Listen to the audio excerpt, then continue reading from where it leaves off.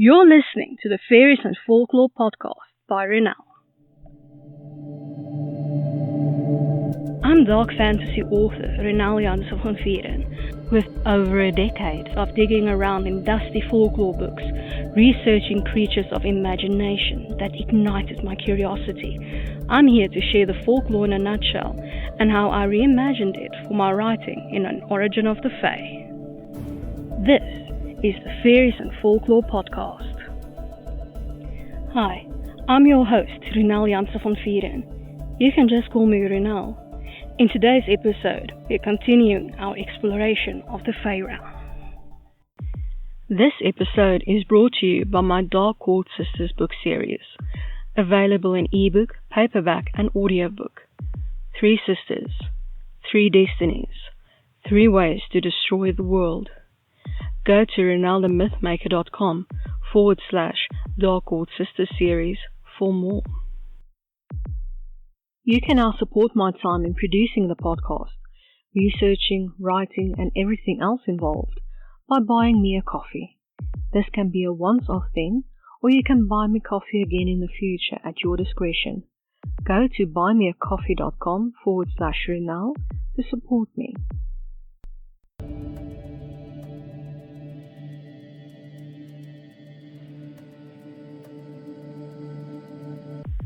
We're continuing our exploration of the Dark Fae.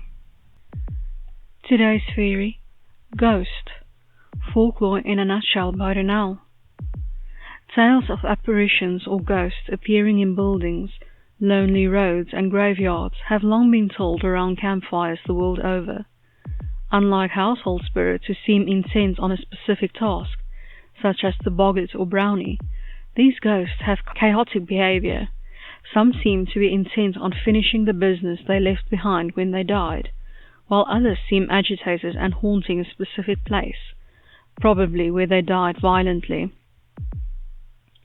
The Vuuren of Japanese folklore is a ghost that lives in the forest, disguised as an old man or woman.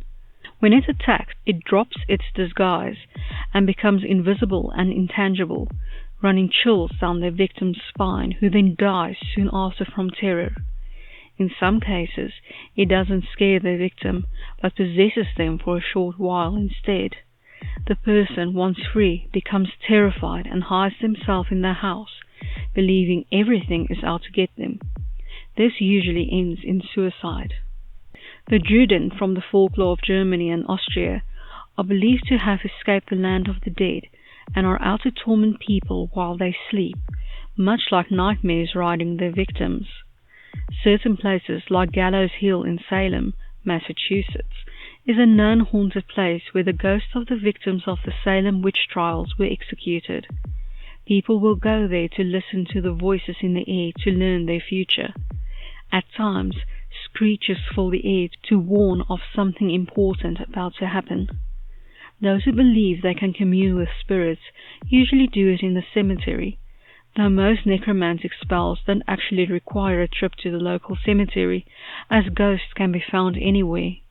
It is usually those out to do harm that go to the cemetery to find ghosts to do their bidding, as certain things from a person's grave can be used to bind them. Dogs are great at seeing ghosts.